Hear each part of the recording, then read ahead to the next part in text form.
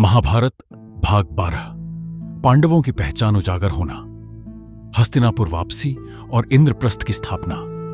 वारणावत के लाक्षागृह से बच निकलने के बाद पांडव अपनी माता कुंती के साथ ब्राह्मण वेश में रह रहे थे। इसी दौरान वे पंचाल पहुंचे और द्रौपदी के स्वयंवर में भाग लिया।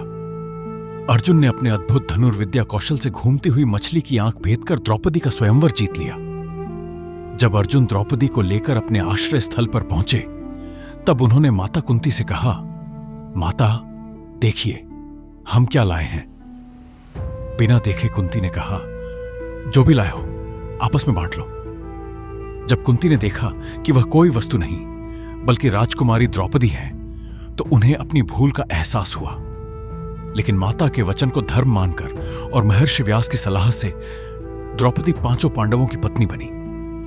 उधर स्वयंवर में उपस्थित राजाओं और योद्धाओं को यह जानकर आश्चर्य हुआ कि यह साधारण ब्राह्मण नहीं बल्कि जीवित पांडव है।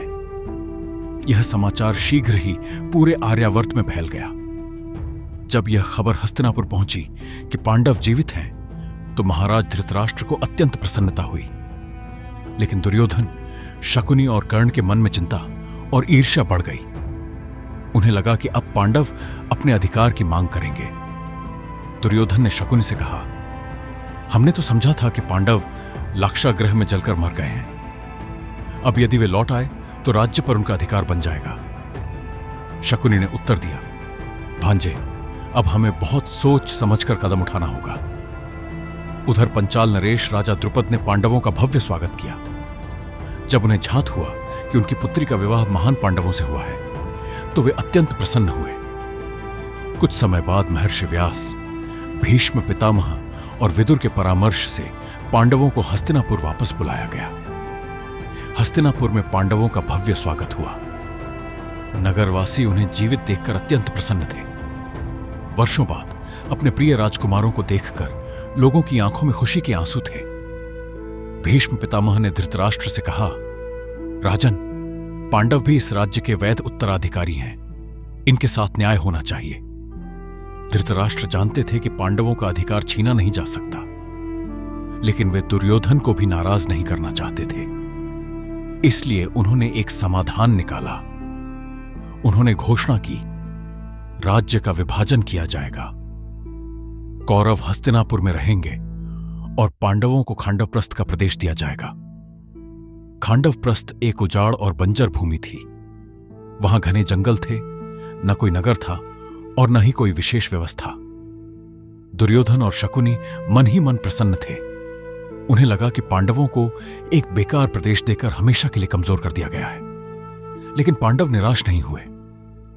श्री कृष्ण ने उनका उत्साह बढ़ाते हुए कहा, सच्चा राजा भूमि नहीं, अपने कर्मों से राज्य को महान बनाता है।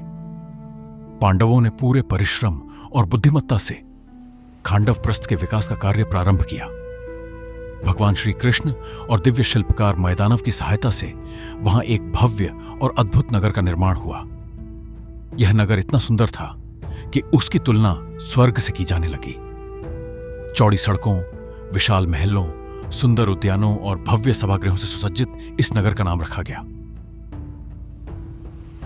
इंद्रप्रस्थ। युधिष्ठिर इंद्रप्रस्थ के राजा बने। उनके न्याय, धर्म और सदाचार के कारण प्रजा सुखी और समृद्ध रहने लगी। व्यापार बढ़ा, कृषि फली फूली और इंद्रप्रस्थ शीघ्र ही आर्यावर्त के सबसे समृद्ध राज्यों में गिना जाने लगा। लेकिन इंद्रप्रस्थ की बढ़ती समृद्धि देखकर दुर्योधन के मन में ईर्ष्या की अग्नि फिर भड़क उठी।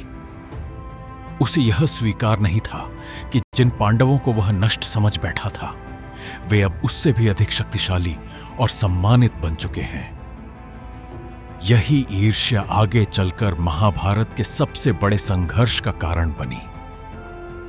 अगले भाग में युधिष्ठिर का राजसूय यज्ञ, इंद्रप्रस्थ की महिमा और दुर्योधन की बढ़ती ईर्ष्या।